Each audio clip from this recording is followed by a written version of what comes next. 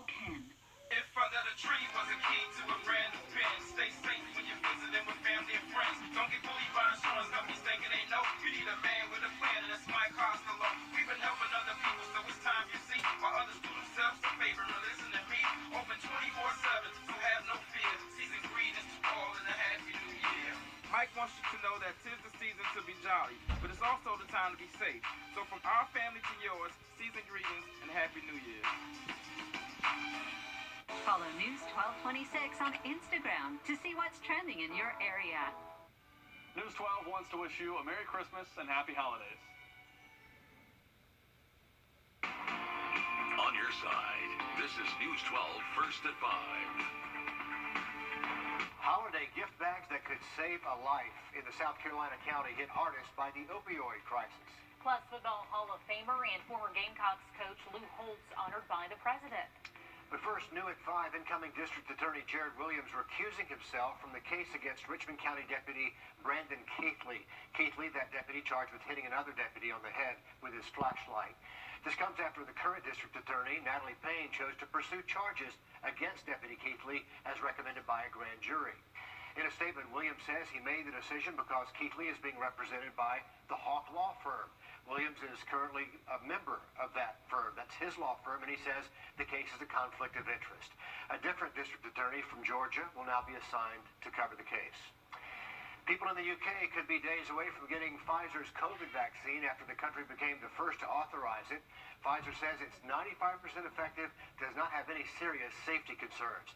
Important progress as the U.S. continues to see record numbers of daily deaths. Our local hospitals are already preparing to receive and distribute that vaccine once it's approved. Our Brady Trapnell spoke with health officials about their plans. Health officials say we're just a few weeks away from the vaccine arriving here in Augusta. AU health officials say their plans are together and they're ready to go once they get the all clear.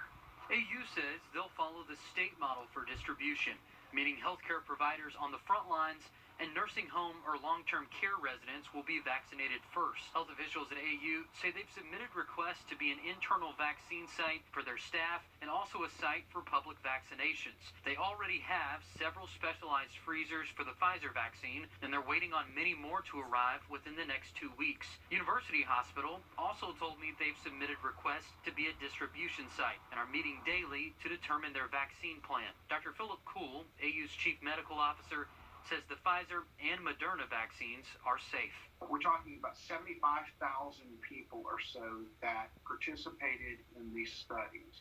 Not a single major adverse event resulting from the vaccine. I will get this vaccine when it's offered to me, even though I've already had COVID, just to set the right example. I also reached out to Doctors Hospital, and they declined being a part of this story. And we'll walk you through when the general public will likely be able to get a vaccine on News 12 at 6 o'clock. Reporting in Augusta, Brady Trapnell on your side.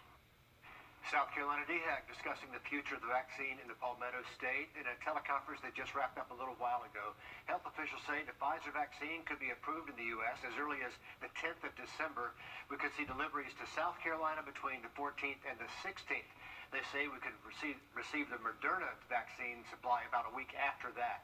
Officials won't say how many doses South Carolina should expect as the numbers keep changing. A traffic alert if you are heading out. Officials say you should avoid the Bobby Jones and Doug Bernard Parkway exit heading eastbound, and you can see why here. A trailer pulling an 18-wheeler caught on fire. Traffic is being diverted there, so if your plans take you in that direction, avoid that exit. You can see that smoke for a long way on Bobby Jones Expressway today. Let's have a live look now at the city of Aiken on a nice-looking afternoon. Sun getting ready to set in just a little while. Riley, are we in for another cold one? Not going to be as cold as what we've been, Richard. We should stay away from freezing temps tonight, and it's actually thanks to these clouds that are finally filtering in that are going to continue to build through tonight and throughout the day tomorrow. If you have plans to step out this evening, once again, we're not really expected to be as cold as what we've been. Still chilly, though. Expected to be down into the 40s here the next couple of hours, but low temperatures tonight should bottom out near 40, so we're not going to see the 30s and 20s like we've been seeing the past couple mornings. Now, here's a look at visible satellite imagery, which is starting to turn dark now that we are hitting sunset. But you can see the steady stream of cloud cover from this system that is now moving along the Gulf Coast, bringing in some showers, some thunderstorms. But this is what's going to be our rainmaker heading late into the day on Friday. Now, the latest timing of this system is beneficial to us. We're not expecting a whole lot of rain during the day Friday. Most of this is actually going to show up mainly later into Friday evening. Much more on that forecast for you in just about 10 minutes. Riley, thanks so much. McDuffie County Schools announcing today they plan to have students back to 5-day face-to-face learning starting next semester. That's for all students pre-K through the 12th grade. The second semester begins on the 5th of January. We're also learning if you're a parent and you want to change your child's learning model for next semester, you can do that from December the 7th through the 10th by getting in touch with your child's assistant principal. Again, this is for McDuffie County Schools. If you don't want to make a switch, you don't have to do anything. 60 people, along with 60 guns from 7 different gangs, along with meth, heroin, and cocaine, are off the street today. The U.S. Attorney for the Southern District of Georgia announced those 3 big takedowns this morning. U.S. Attorney Bobby Christine dubbed them Operation Crackdown and Operation Stranded Bandit. There's a list on your screen of all that was involved in this operation. Christine said these are dominoes from another big takedown a few years ago, which led them to a wider network of guns and drugs that spread all the way to Mexico. It should be abundantly clear that our network is bigger, stronger, and faster than the gang's network. They were able to link members of these gangs to a murder from 2017, along with several overdose deaths. They said the ramifications of this will impact the streets for generations to come. The deadline now passed for Georgia. During the pandemic, attention has shifted away from the opioid crisis. Lancaster County, South Carolina, one of the hardest hit areas. And to help prevent overdoses, the county there giving away Narcan and holiday gift bags. Narcan, a nasal spray that saves lives after an overdose. In the last year alone, addiction rates have tripled in Lancaster County. Officials say even if you don't need it yourself, someone around you might. Opioid addiction is very prevalent in this county, and we want to give the families the support they need to help their loved ones. It shows how loving and caring each community is and how our cities and towns and takes care of their own. Opioid overdoses can easily lead to someone dying, but having that spray on hand can save lives when first responders can't get to you in time. This time of year is all about being grateful and also giving back, and we are so fortunate to have one of the best children's hospitals in the country right in our backyard. Today, our very own Cliff Bennett is joining us live from the Children's Hospital of Georgia as we help kick off the Cares for Kids Radiothon. Cliff, we've been together in that lobby so many years. This year's a little bit different. Very different. However, you know, we have to do what we have to do because the need has never been more dire than it is this year. We are actually located today in the conference room of the Children's Hospital of Georgia instead of the lobby where we've been the last 19 years. We are here for our 20th anniversary, our 20th annual Cares for Kids Radiothon in conjunction with iHeartMedia Augusta and News 12 NBC 26. We have our operators here. They're all socially distanced right now, but we need to make those phones ring and help this wonderful not-for-profit organization keep rolling. They have written off millions of dollars, and they have done that every single year for so many years because no child, no family has ever been turned away from these doors, regardless of the injury, whether it's minor or major, whether it's cancer, whether it's diseases. Every child is taken care of here with top-notch care, and it's time to give back here. A couple of different ways we can do it because it's basically a virtual radiothon and telethon this year. You can call 866-412-5437, and if you donation of $100 a month, that's a one-time donation of $180, you can become a miracle maker. Now you can dial that number. You can also go online to caresforkidsradiothon.com, or if you have your phone handy, most do, you can text the keyword CHOG, C-H-O-G, to 51555. Phone lines are open until 7 o'clock tonight, from 6 a.m. till 7 tomorrow, and 8 until Saturday, but you can go online and you can text 24/7. Once again, live from the conference room here in the Children's Hospital of Georgia, our 20th annual Cares for Kids Radiothon. I'm Cliff Bennett. Oh, you can guarantee that is a great investment, and that money stays right here at home. Cliff, thank you. Some other people doing good work. Savannah Riverside employees donating more than 2,500 toys for this year's Toys for Tots and Angel Tree campaigns. This year, they partnered with the Marine Corps Reserve, Toy Drive, and Salvation Army. Since 1991, the foundation has donated more than 400,000 toys. All the money donated will help buy toys for kids in need. Coming up here, animals traveling on planes apparently getting out of hand. So much so, airlines are going to be following new rules. What this means for you and your pets coming up. Tonight's not looking as cold for us. We should stay above freezing across the region. We'll give a look at the rain heading our way tomorrow. Coming up. And I approve this message. Here's some news that might affect your holiday travel. The Department of Transportation coming out with new rules about what kinds of service animals will be allowed to fly on planes. The new guidelines clearly define what a service animal is. And as Carrie Sanders tells us, some animals did not make the cut. They say pigs can't fly, but those porkers and a menagerie of other animals have been flying for years under the guise of emotional support animals. But now the Department of Transportation has grounded what had fast become an out-of-control airborne zoo. The DOT announcing a service animal is defined simply as a dog that is individually trained to do work or perform tasks for the benefit of a person with a disability. Airline employees on the front lines welcoming the decision. Flight attendants were hurt, other passengers were hurt, bit by animals, or created chaos in the cabin. We had animals who were urinating or defecating in the cabin, and it was just a real safety and service concern. Unregulated airlines say their planes were turning into barnyards. But now, under the new rules, goats, ducks, pigs, even miniature horses, which all may be pets and provide some emotional support, but under the new rules, no longer qualify as service animals. Are you okay with that, Apple? All right. Irene Rivera owns Branston Farms in Tampa. I don't think all of them are really considered certified service animals. If I was a passenger, I wouldn't want to be sitting by a peacock. A lot of travelers also on board with the change. People are taking advantage of it just because they want their animals to be able to fly with them and travel. The Department of Transportation taking thousands of comments from the public before announcing the rule change, including advocates for those with disabilities. Everybody who really has any kind of healthcare background is allowed to write these types of letters. So people were just selling it online. You know, $250 and you get your letter and the airlines have to accept it and there you go. And here I am worried about whether my carry-on baggage will fit Yeah, over the... I know. We're like measuring out lotions and hand sanitizer. But ultimately, all of these policies will be set by each individual airline, but they do have to follow the new rules, which go into effect in about a month. So be sure to check before you bring your support penguin or something. Your support whatever on board. Let's have a look outside at Wheeler Road on a nice looking afternoon. Sun will be setting soon and that temperature dropping again, but Riley, not quite as cold.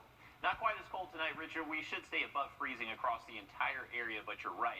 We are getting close to sunset, and it's going to be a good one for us. Now, the magic time for sunsets is 10 minutes after. Once that sun is below the horizon, it's able to get underneath these clouds. So sunset's at 5:20.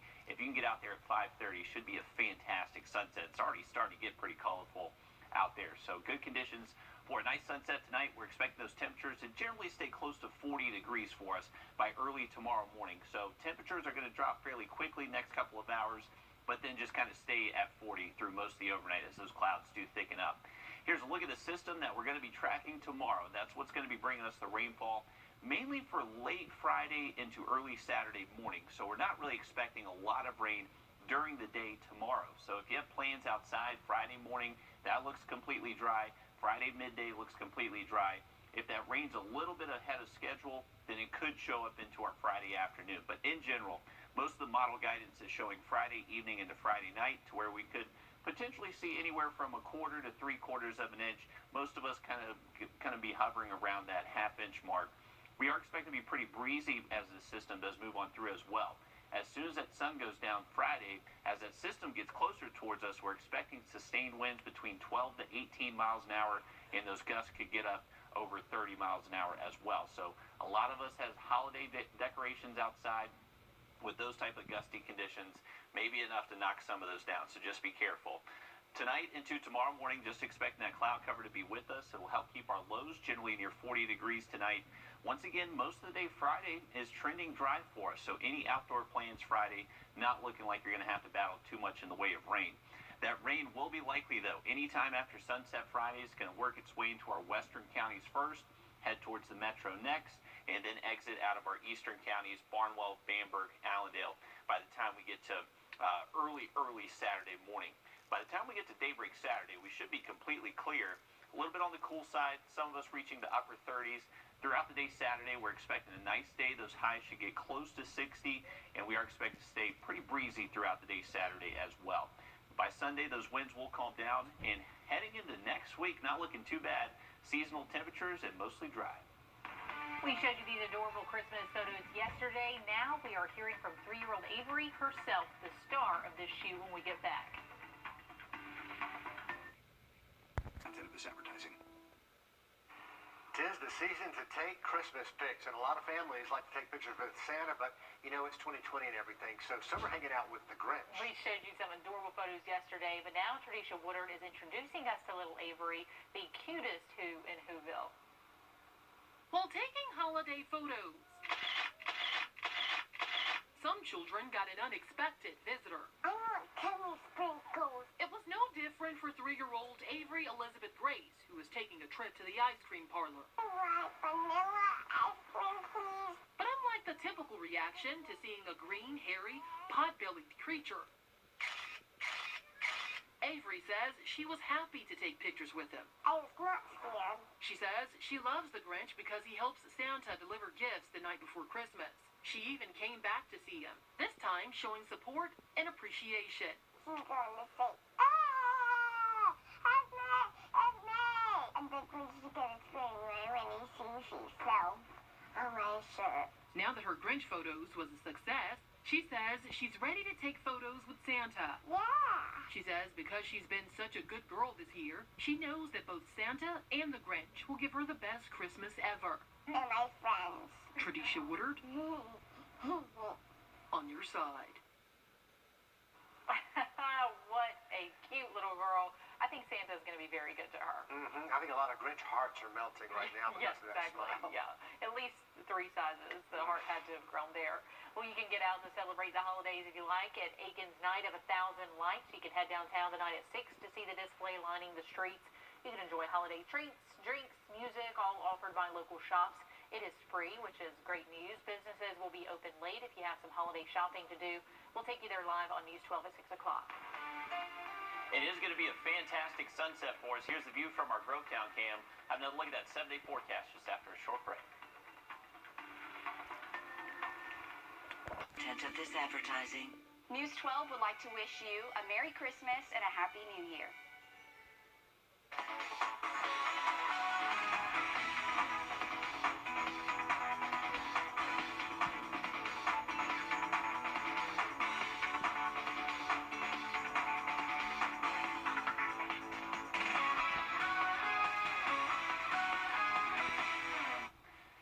Your community calendar. Starting tomorrow, the Jingle Jam 10K gets underway. That's a virtual race and fundraiser to benefit Safe Homes Domestic Violence Center. Once you register, you can run anytime this weekend, and you'll also get a swag bag.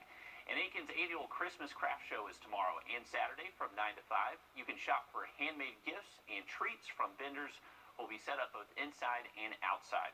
That'll be at the Odell Weeks Activity Center there in downtown Aiken. Should be great out there tomorrow and Saturday. Take a look at our sunset here over Grovetown. How about this sky? Shining up nicely. Beautiful sight there. We're not going to be quite as cool tonight. We're currently at 53, but low temperatures, thanks to these clouds moving through, will help keep us mainly near 40 degrees out there by tomorrow morning. If you have any plans to get some yard work done tomorrow, not looking too bad. That rain is actually expected to hold out until mainly after sunset Friday. Heading into Sunday, we're expecting a nice day, highs near 60, and next week looking mostly dry. Thinking about bringing elderly loved ones home for the holidays, we're going to look at the nursing home rules and regulations and rights on both sides of the river. Coming up here in 3 minutes. First to 5.